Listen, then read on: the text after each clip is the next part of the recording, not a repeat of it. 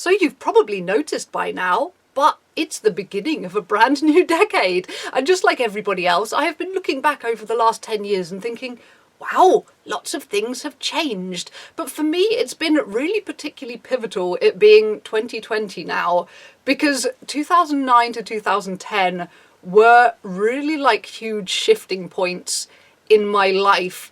Because 2009 was my normality phase. That yes, for a while, I was a normal person. And the thing is, whenever people see pictures on Instagram, if I post pictures on Instagram that's like a timeline that ever includes my normality phase, I will always get some random person who knows nothing about goth commenting like, oh my god, what went wrong? Something went really wrong here. You've turned into like a horrible freak from like a lovely blonde, normal, healthy, mentally stable person. And the main reason I really wanted to make this video is to talk about what was actually going on behind the scenes of my normality phase, because the thing is, I know for a fact that most of the members of my family still look back on this period as like how I should have been and how everything would have been if I was like the best version of me. But the reason they think that is that they don't know what was actually going on. So this normality phase, I had started out a goth as a teenager. I was an awkward goth baby bat as a teenager, and that rolled on for quite a few years. But round about the middle of my early 20s, so round about the age of 23, I kind of slithered into normality.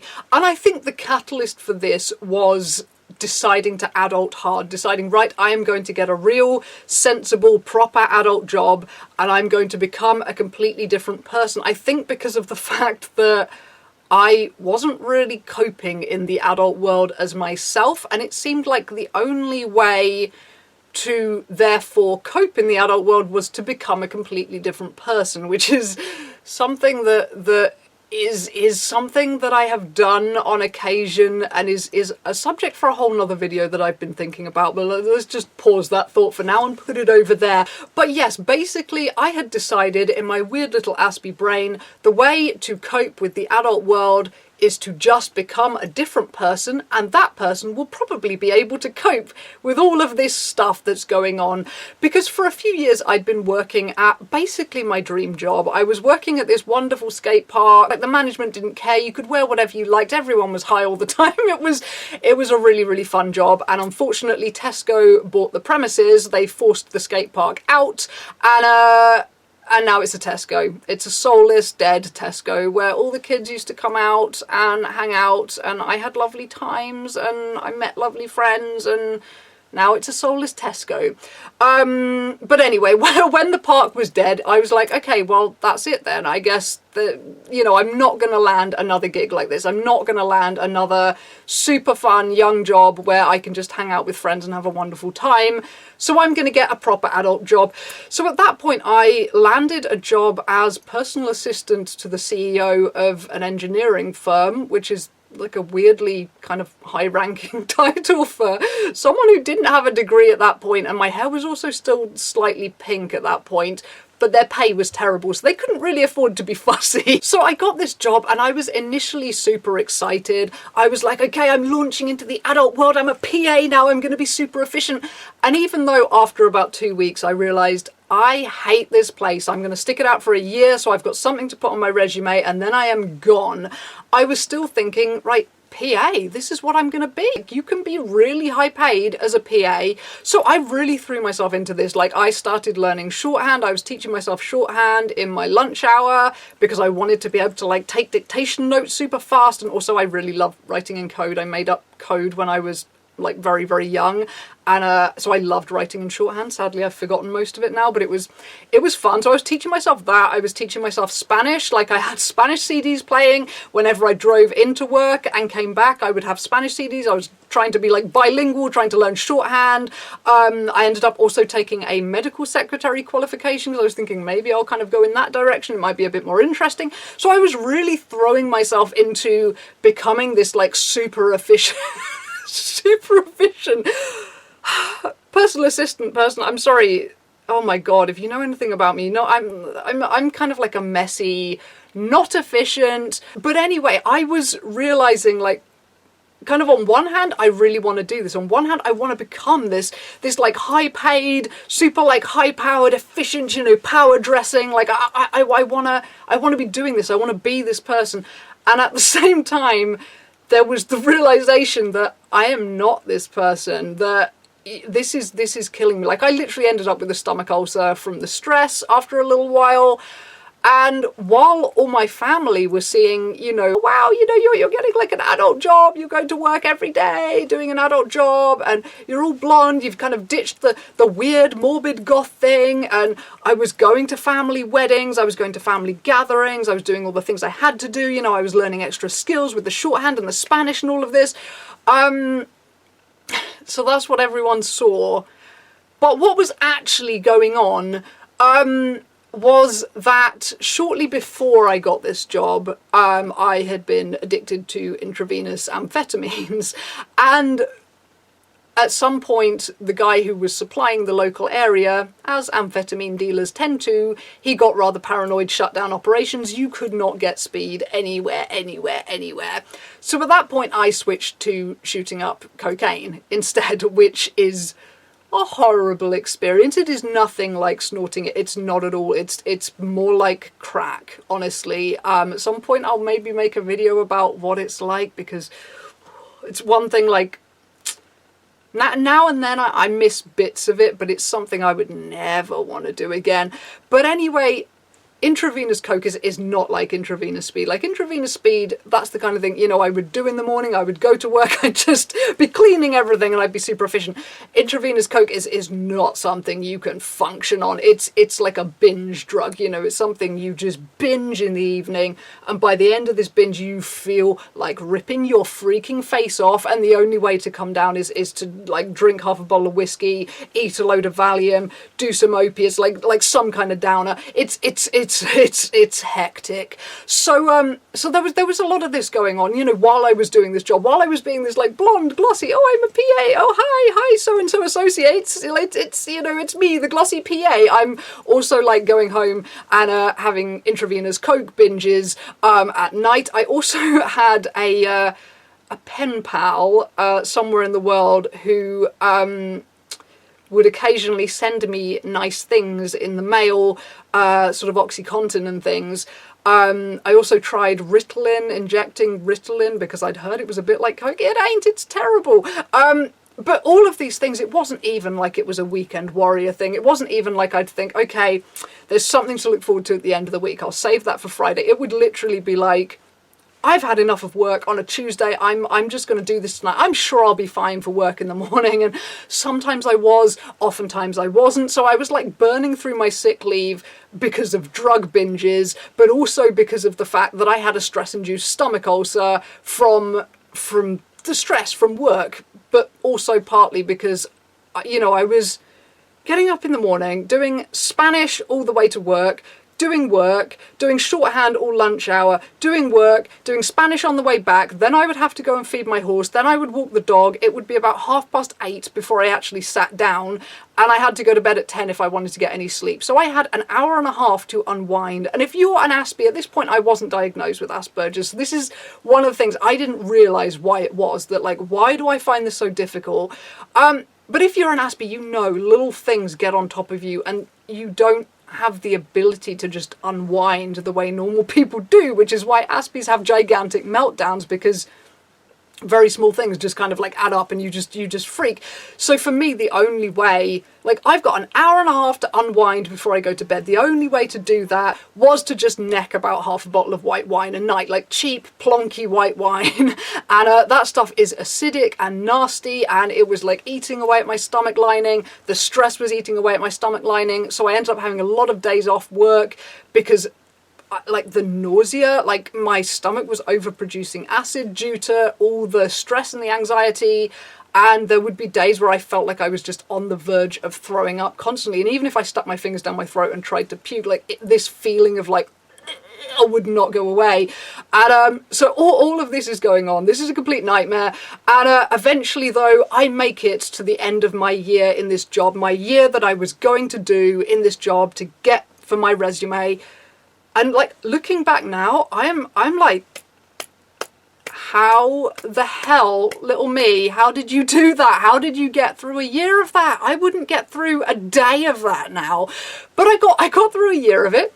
Didn't die with, you know, all the intravenous Coke binges and everything, which, yeah, a lot of stupid stuff. That definitely needs to be an experience video, because oh, things would get ugly by the end of all of that. But, you know, I survived this year. And after that, I decided, right, I'm going to move into the city. I'm going to live with my friends and I'm going to get another office job and maybe it'll be better. I mean, you know, this is the thing with jobs. Like, the thing that makes it is the people, and you don't know what the people and the scene is like until you get there and you're in the job, and then it's like, oh, great, I'm stuck here now.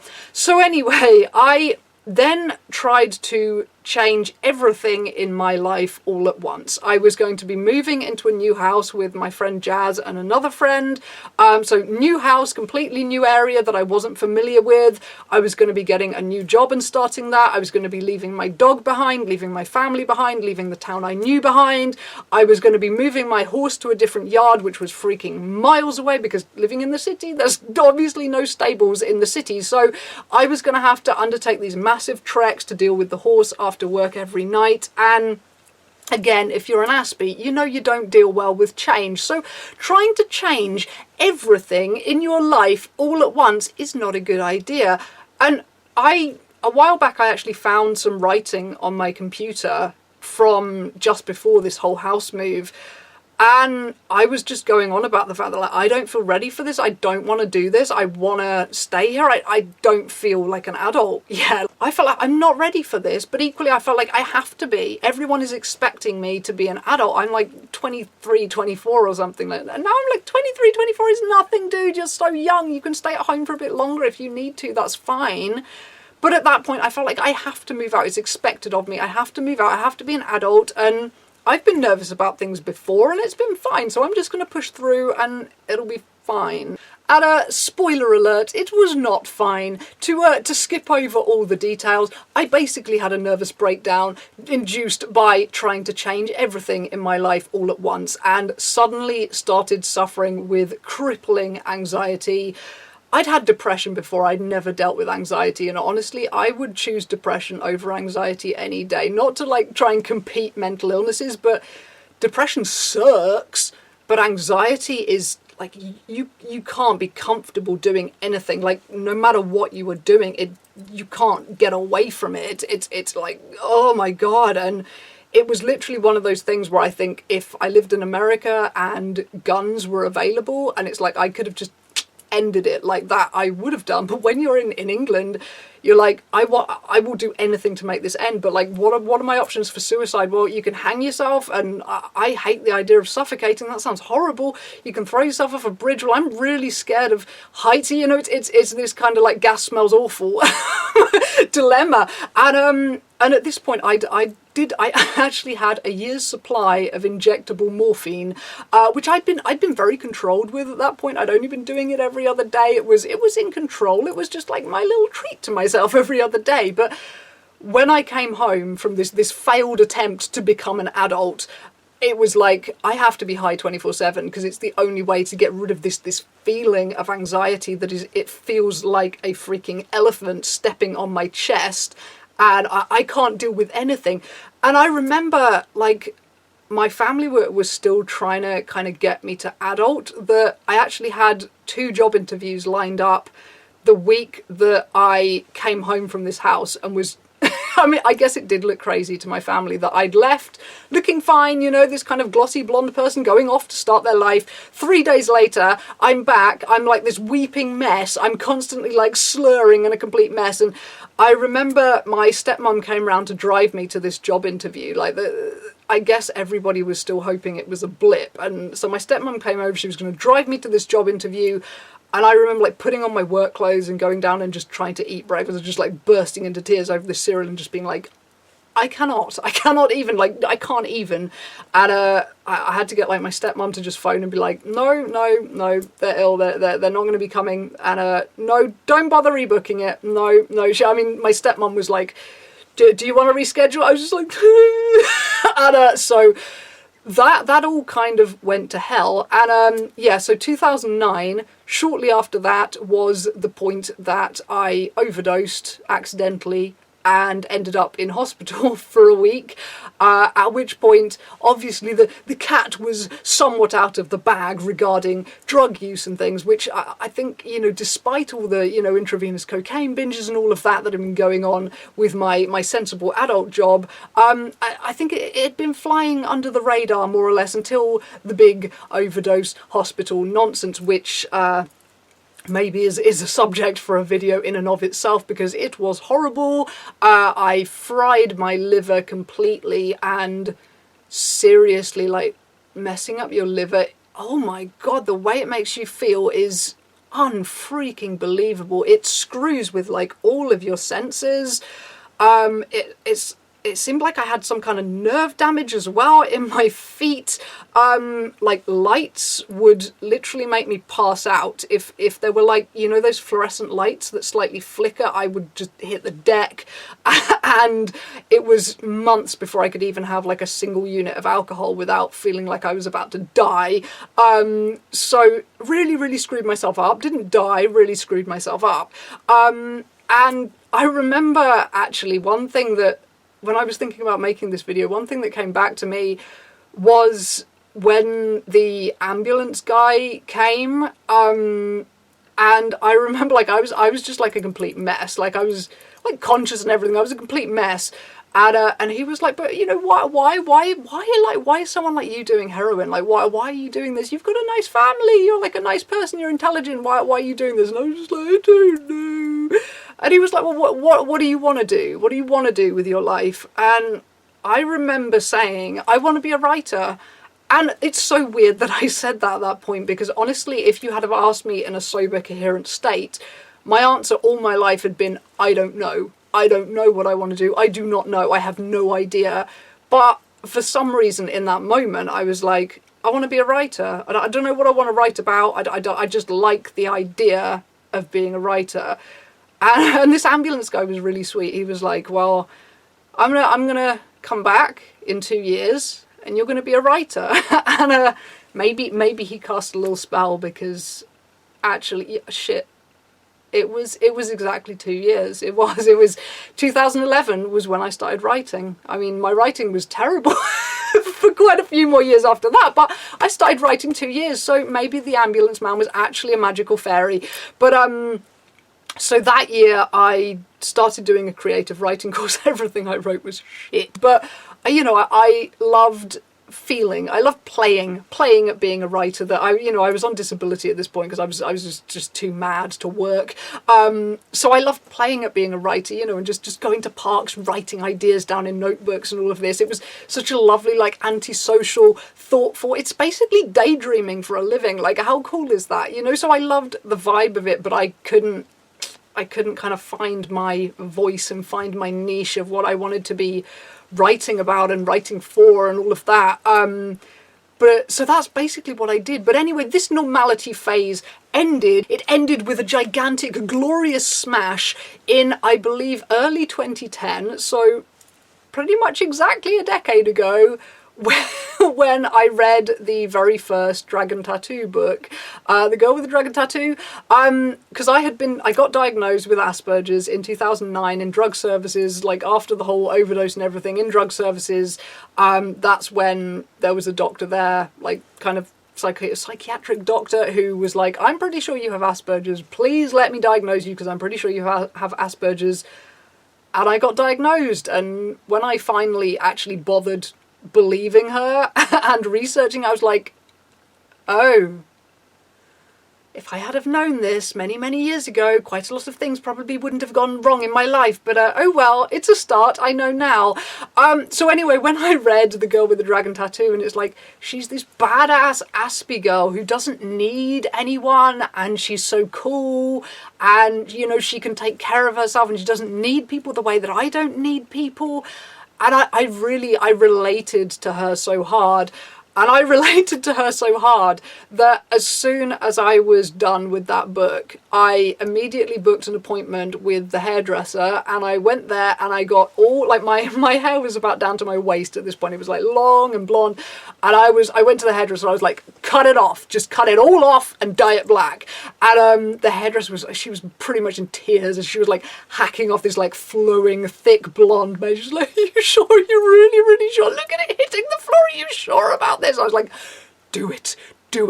And I remember when I came home with like short black hair, even my mum was like, oh, thank God, that is so much more you. Like, I think my mum knew that the whole shiny blonde efficient adult thing was never really me. So to round this off, yes, like a decade ago, like 2009, I was blonde and crazy. Sometime round about, I guess it would have been June, I was lying in hospital, hooked up to 2 drips, feeling absolutely disgusting. Like I felt too disgusting to even read. I was just like lying there. They wouldn't medicate my anxiety because my liver was so screwed. They didn't want to give me meds for anything. Also, my mum had told the doctor people, like, she takes too many pills, you have to check her bag, she's got loads of pills, you have to take them all. Which obviously, because I'd had this accidental overdose, they did, and they took all my pills. However, these were all prescription pills for my stomach ulcer. So they take all of this stuff away from me. I'm in this hospital, like, my stomach is eating itself with stomach acid, and I'm in so much pain. And if you're in hospital, like, the nurses can't prescribe stuff. You have to get a doctor to prescribe stuff. Even though, like, I was on these prescriptions already, they'd taken them away and only the doctors could give them.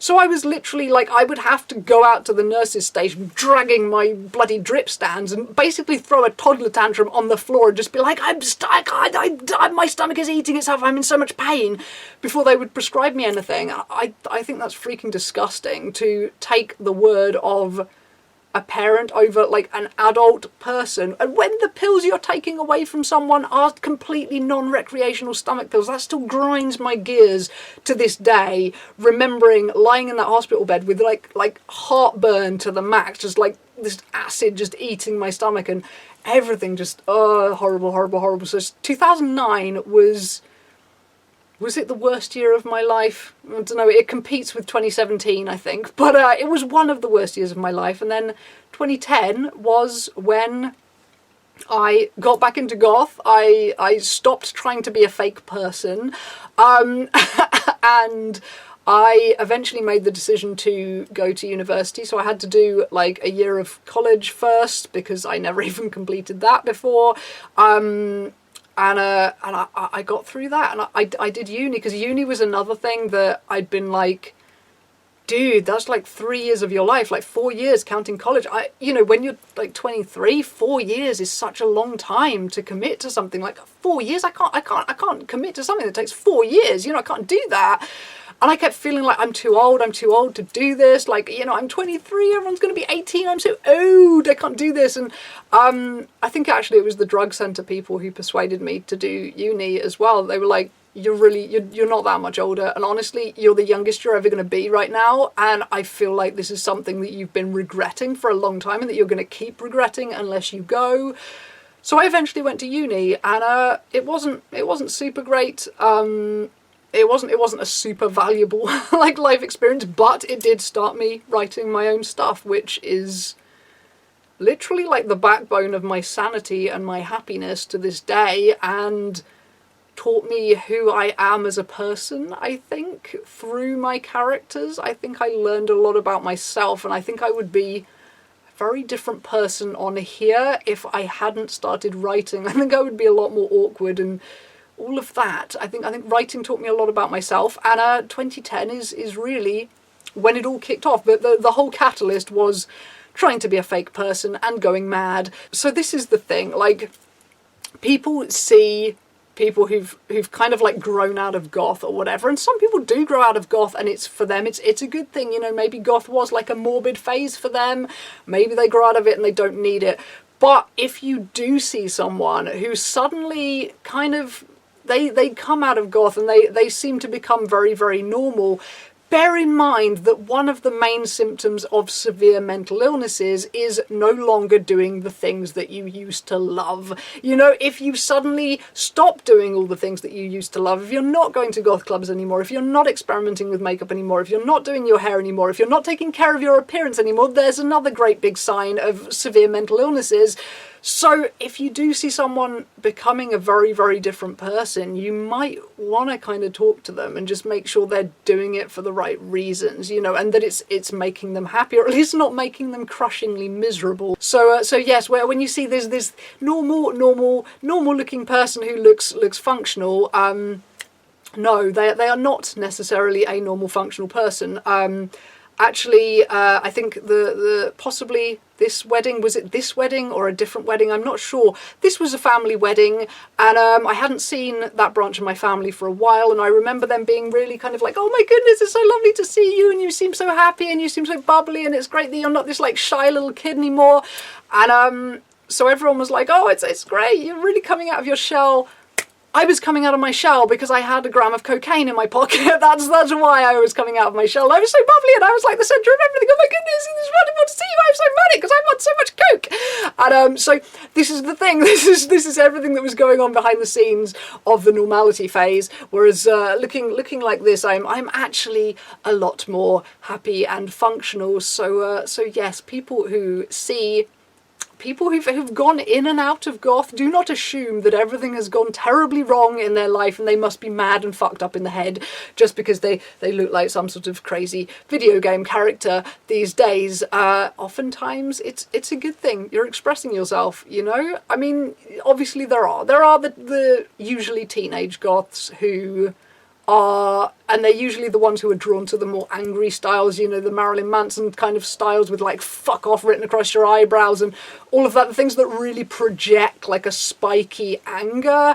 Those people, oftentimes it's not an expression of their creativity, it's not an expression of who they are. It is a cry for help, it is a cry for attention, it is a cry for like, everything in my life is fucked and I want to project it at the world because I'm so full of like hate and anger and confusion and frustration that I don't know what to do with it. And so there is that to the goth scene. But I think in adult goths, and particularly adult goths who've wandered out of goth because they had to for work or because they were trying out adulthood like I did and they've gone back to it, I think generally speaking you will find usually quite happy people, actually. I mean, there's a lot of mental illness on the goth scene, that is undeniable, but I think most adult goths who've found their niche in life and found a place where they can be their weird little selves, but they can also, you know, kind of make a living and kind of survive in the world, I think those people are generally pretty freaking happy. So that is my story about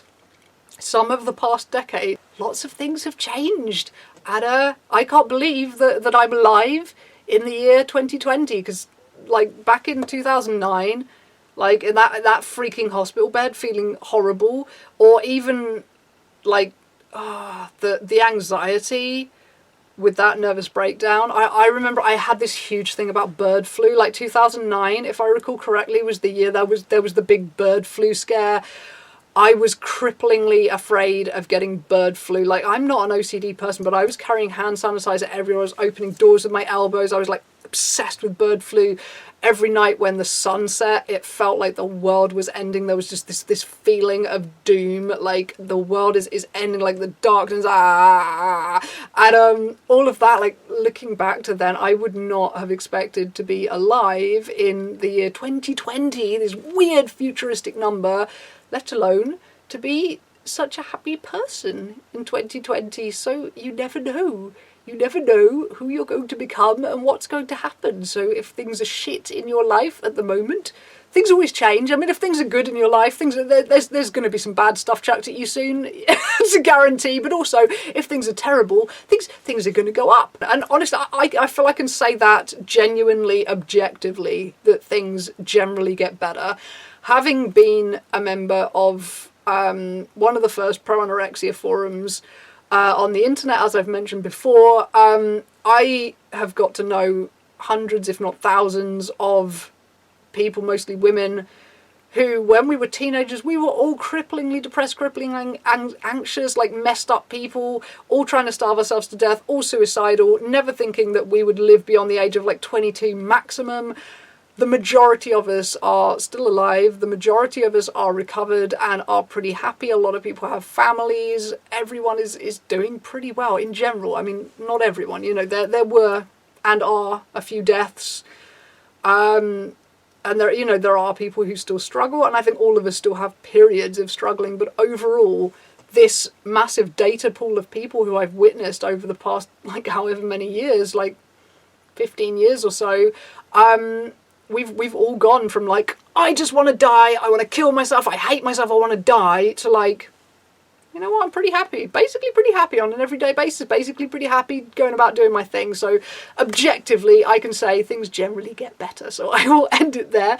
And if you want to tell me weird things about your last decade, have any bizarre and crazy things happened to you in the past decade? Is it like a momentous thing for you to be in 2020? Does it seem like a weird freaking number to you too? I mean, 2020! 2020!